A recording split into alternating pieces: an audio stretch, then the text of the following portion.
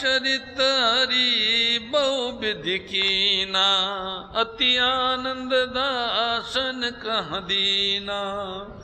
कछुक काल बीते सब भाई, बड़े भय परिजन सुखदाई।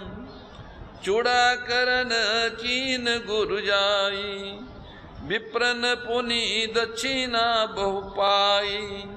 परम मनोहर चरित अपारा, करत फिरत चारु सुकुमारा। मन क्रम वचन अगोचर जोई, दशरथ अजीर बिचर प्रभु सोई। भोजन करत बोल जब राजा, नहीं आवत तजी बाल समाजा।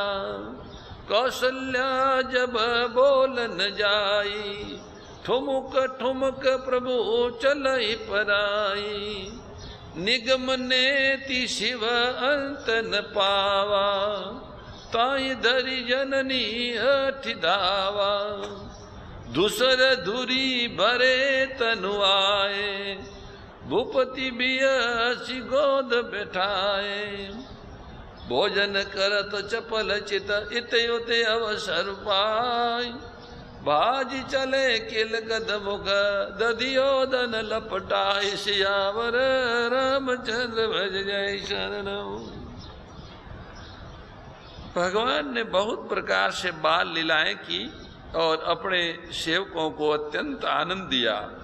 कुछ समय बीतने पर चारों भाई बड़े होकर कुटुंबियों को सुख देने वाले हुए। ब्रह्म ऋषि वशिष्ठ जी ने उनका चूड़ाक्रम संस्कार किया। वेदज्ञ विप्रों ने फिर बहुत सी दक्षिणा प्राप्त की। चारों सुंदर राजकुमार बड़े ही मनोहर और अपार चरित्र करते फिरते हैं। जो मन वचन और कर्मों से अगोचर हैं, वो ही प्रभु दशरथ जी के आंगन में विचर रहे हैं। भोजन करने के समय जब राजा बुलाते हैं, तब वो अपने बाल सखाओं के समाज को छोड़कर आते नहीं हैं। परंतु जब कौशल्या माँ बुलाने जाती है, तब प्रभु ठुमक ठुमक भाग चलते हैं। जिनका वेद नेति नेति इतना नहीं कहकर निरूपण करते हैं, और शिव जी ने जिनका अंत नहीं पाया, कौशल्या माता उन्हें हठ पूर्वक पकड़ने के लिए दौड़ती हैं। वे शरीर में धूल लपेटे हुए भागते हैं और राजा के गोद में जाके बैठ जाते हैं। राजा उनको गोद में उठा लेते हैं। ऐसे भोजन कराते हैं तो भोजन करते करते बीच में अवसर पाकर मुंह में दही और भात तो चिपका हुआ है और हंसते हंसते भाग जाते हैं। मुंह धोया ही नहीं, हाथों में चावल खीर लगी हुई है, मुंह के लगी हुई, दौड़े उधर से उधर से। बाल चरित अति सरल सुआए, शारद शेष शंभु श्रुति गाए। जिन कर मन इन सन नहीं राता, तेजन वंचित किए विधाता। भय कुमार जब सब भ्राता, दीन जनेऊ गुरु पितु माता। गुरु घर गए पढ़न रघुराई, अल्प काल विद्या सब आई। जाकी सहज सवास श्रुति चारी, सो हरि पढ़े ये कौतुक भारी। विद्या विन्य निपुण गुणशीला, खेलई खेल सकल नृपलीला। करतल बान धनुष अति सोआ, देखत रूप चराचर मोआ। जिन बिथिन बियरई सब भाई, थकित होई सब लोग लुगाई। कौशलपुरवासी नर नारी वृद्ध अरुबाल, प्राण होते फिर लागत सब को राम कृपाल। श्री रामचंद्र जी की बहुत ही सरल, भोली और सुंदर मन भावनी बाल लीलाओं का सरस्वती जी, शेष जी, शिव जी और वेदों ने गान किया है। जिनका मन भगवान की बाल लीलाओं में अनुरक्त नहीं हुआ, विधाता ने उन मनुष्यों को वंचित कर दिया, भाग्यहीन बना दिया। अद्भुत लीला है। साक्षात शिव भगवान की बाल लीला देखने के लिए चले जाते हैं और काकभूषण जी के साथ वहीं रहते हैं। कुछ दिनों के बाद बालक से भाई कुमार हो गए। चारों भाई कुमार अवस्था में आ गए तो ब्रह्म ऋषि वशिष्ठ जी, राजा दशरथ जी और माताओं ने उनका योगोपवीत संस्कार करा दिया। श्री रघुनाथ जी भाइयों सहित गुरुकुल में विद्या पढ़ने चले गए।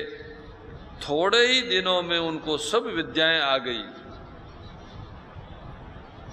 उनके श्वास ही चारों वेद है, वे भगवान पढ़े, ये बड़ा कौतुक अचरज है। चारों भाई विद्या, विनय, गुण और शील में बड़े निपुण हैं और सब राजाओं की लीलाओं का खेल खेलते हैं। हाथों में बाण और धनुष बहुत ही शोभा देते हैं। रूप देखते ही चराचर जड़ चेतन मोहित हो जाते हैं। वे सब भाई जिन गलियों में खेलते हुए निकलते हैं, उन गलियों के सभी स्त्री पुरुष उनको देखकर सने से स्थिर हो जाते हैं अथवा ठिठक कर रह जाते, देखते ही रहते हैं। कौशलपुर श्री अयोध्यापुरी के रहने वाले स्त्री पुरुष, बुढ़े और बालक सभी को कृपालु श्री रामचंद्र जी की प्राणों से भी बढ़कर प्यारे लगते हैं। राम जी सबको प्यारे लगते हैं। आबाल वृद्ध सब राम जी से स्नेह करते हैं, सब राम जी से प्रेम करते हैं, सब राम जी को देखना चाहते हैं, सब राम जी को देखे बिना रह ही नहीं सकते। कब वो गुरुकुल से बाहर आवे खेलने और कब देखें। बंधु सखा संग ले बुलाई, बन मृज्ञानित खेल ही जाई, पावन मर्ग मारई जिय जानी, दिन प्रति नर पई देखा वही आनी, जी मृग राम बान के मारे, ते तनु तजि सुर लोक सिधारे, अनुज सखा संग भोजन करई, मातु पिता यज्ञ अनुसरई, जय विधि सुखी होय पुर लोगा, करी कृपा निधि सोई संजोगा, वेद पुराण सुनई मन लाई, आप कहीं अनुजन समझाई, प्रात काल उठी के रघुनाथा, मातु पिता गुरु ना वही माता, आयुष माग करई पुर काजा, देखी चरित हर सई मन राजा, व्यापक अकल अनय अज, निर्गुण नामन रूप, भगत हेतु नाना विधि करत चरित अनूप। श्री रामचंद्र जी के बाल चरित्र का वर्णन गोस्वामी तुलसीदास जी 16वीं शताब्दी में कर रहे हैं। उस समय के मनुष्यों में जो वातावरण होता है या था, उसको सामने रख के बालकों का जो खेल होता है उन खेलों का वर्णन करते हैं। 10वीं शताब्दी में, 11वीं 12वीं शताब्दी में भारत में कई आसुरी प्रकृति के विदेशियों ने आक्रमण किए। उन विदेशी आक्रमणकारियों से संघर्ष करने के लिए यहाँ अनेक शूर प्रकट हुए। वे राक्षस दया रहित थे और अत्यंत हिंसक थे, क्रूर थे। इसलिए भारत के छोटे छोटे राज्यों के राजाओं को अपने राज्यों की रक्षा के लिए उस तरह की शिक्षा और संस्कार अपने बच्चों को देना पड़ा। तो उस समय राजाओं के राजकुमार निशानबाजी के अभ्यास हेतु वनों में जाते थे और हिंसक जानवरों का शिकार करते थे, वो भागते कूदते। तो गोस्वामी तुलसीदास जी ने उस तरह की उपमा राम जी की भी दी कि वो वैसा करते थे। वास्तव में उन्होंने समाधान भी कर दिया कि वो वैसा करते थे, पर वो उनके मारे हुए मृग जो है सिद्ध साकेत में चले जाते थे, मुक्त हो जाते थे। ये समाधान भी कर दिया। नहीं तो कोई कहेंगे कि लो राम जी भी शिकार तो करते थे। अरे वो शिकार करते थे, उन्होंने तो पत्थर की मूर्ति अहिल्या को भगवती बना दिया। तुमको तो साक्षात मानव पत्नी मिली, उसको भी तुम उसको नारी नहीं बना पाते हो और बराबरी राम की करते हो। तुम स्त्री और बालकों को नहीं संभाल सकते हो, उनको और उल्टा जड़ बनाते हो और राम की बराबरी करते हो। राम शिकार करते थे। राम राम राम राम, ये संतवाणी है, ये लीलाएं हैं। लीला में प्रवेश करके कवि जब गाता है तो वो जिस योग में होता है उस योग के संस्कार उनके मस्तक पर और भावों पर रहते हैं। तो उस समय के वातावरण के अनुसार उनकी प्रस्तुति होती है। इसका अर्थ नहीं है कि वो जो अतीत का कोई इतिहास बता रहा है उस समय भी ऐसा होता था, नहीं। इसलिए संत तुलसीदास जी ने समाधान किया और आगे कहा, जिस प्रकार नगर के लोग सुखी रहे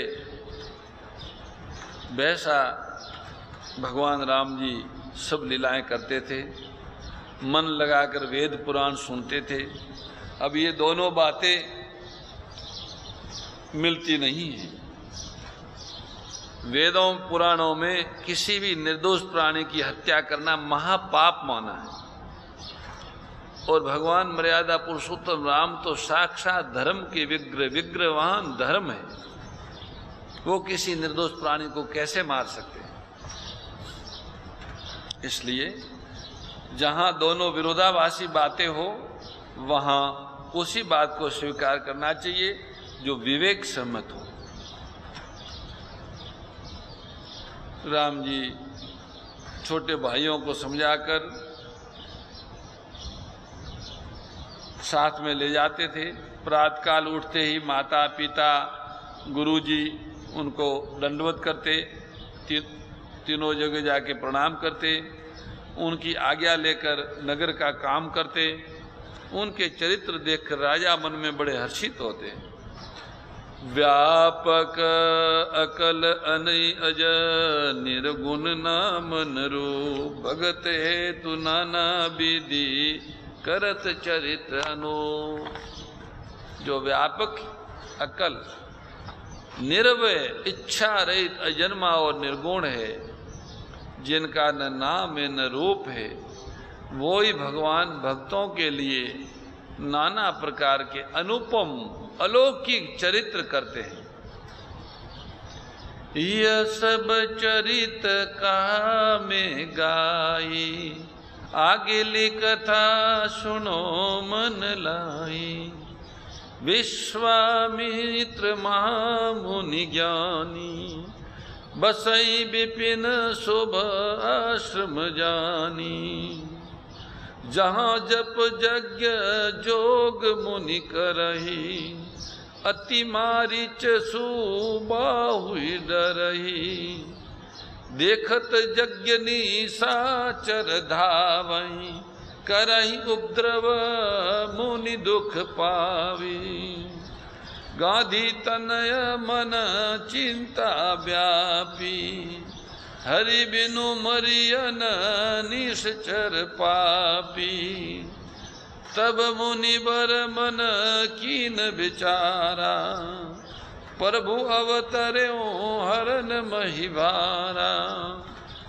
ऐ मिश देखो पद जाई, करि बिनती आनो दो भाई।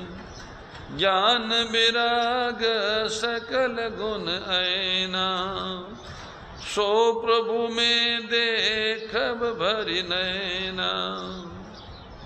बहु विधि करत मनोरथ, जात लागी नहीं बार। करिम जन सरो जल, गए भूप दरबार। शिव जी कहते भगवती ये सब चरित्र तो मैंने बताया कि वो कैसे अपने भक्तों को सुख देते हैं। अब मैं उसके आगे की कथा कहता हूं, ध्यान दे के सुनो। महामुनि परम ज्ञानी विश्वामित्र जी वन में शुभ आश्रम बनाकर रहते थे। वहाँ वे मुनि जप यज्ञ और योग करते, परंतु मारीच और सुबाहु से बहुत डरते थे, क्योंकि जैसे ही यज्ञ वो शुरू प्रारंभ करते, यज्ञ के धुआं को देखते ही राक्षस लोग दौड़ पड़ते थे, उपद्रव मचाते थे, जिससे मुनि बहुत दुखी होते थे। गांधी के पुत्र विश्वामित्र के मन में चिंता छा गई कि ये पापी राक्षस भगवान के मारे बिना मरेगा नहीं।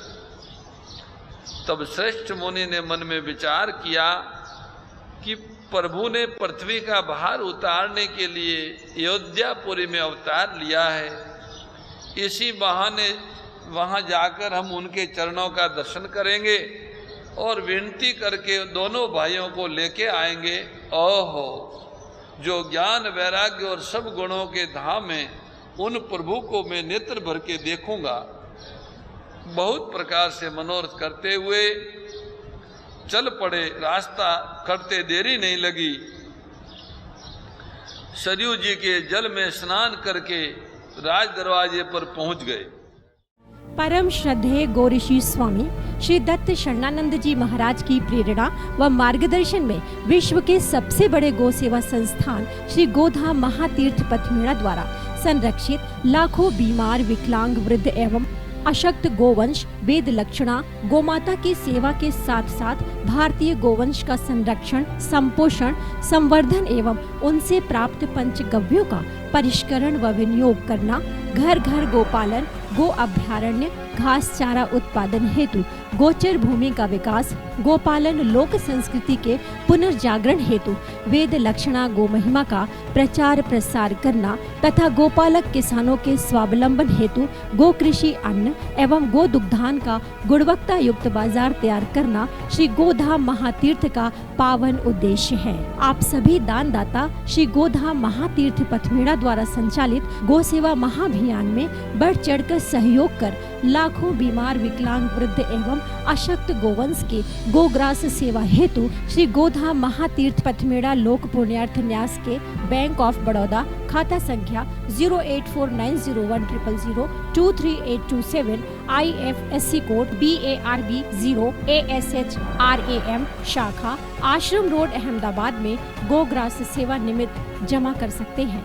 अधिक जानकारी के लिए संपर्क करें 7742093179 7665059999 7073000151।